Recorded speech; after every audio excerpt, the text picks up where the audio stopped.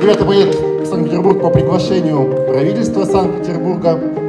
Итак, диплом вручается Жылдызбековой Бекжан Жылдызбековичу. Ваши аплодисменты. Орус тилин мыкты билген Таластагы 9-11 класстардын бүтүрүүчүлөрү Россияга барууга жолдомо алышты. Мындай мүмкүнчүлүктү Талас мамлекеттик университетинде ишке кирген орус тили борбору түзүп берди. Борбор Талас облусу боюнча мугалимдер жана мектептер үчүн Александр Пушкиндин тили Чыңгыз Айтматовдун мекенинде аттуу сынак өткөргөн. Анын жыйынтыгында 9 классты бүткөн 10 окуучу Санкт-Петербургга эс алууга бара турган болду. Ал эми 11 класстардан мыкты деп табылган 5 бүтүрүүчү Москвага барып бюджетке окууга жолдомо алышты.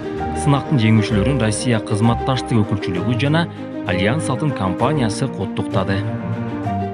Урматтуу бүгүнкү биздин маданий иш-чаранын катышуучулары, бардыгыңыздарды ушул Альянс Алтын компаниясынын жетекчилигинин атынан жана ошондой эле эмгек жамааттын атынан бүгүнкү ушул сынактан жеңүүчүлөрүн компаниянын атынан терең урмат менен куттуктайбыз.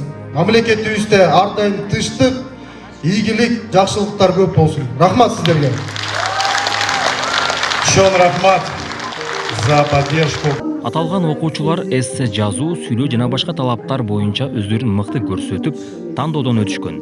Бүгүн кубанып бирлери Россияга барып эс алабыз десе, бирлери окууга барабыз деп сүйүнүп турган чактары. Ушундай аябай азыр толкунданып атам. Чоң ыраазычылык билдирем баарыңыздарга. Уюштуруп берүүчүлөргө да чоң ыраазычылык билдирем.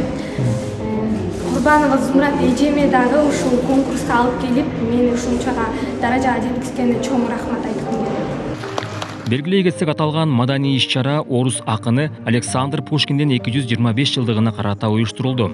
Жыйынтыгында жандуу үн менен чыгармалар аткарылып, көрүүчүлөрдү кубандырды.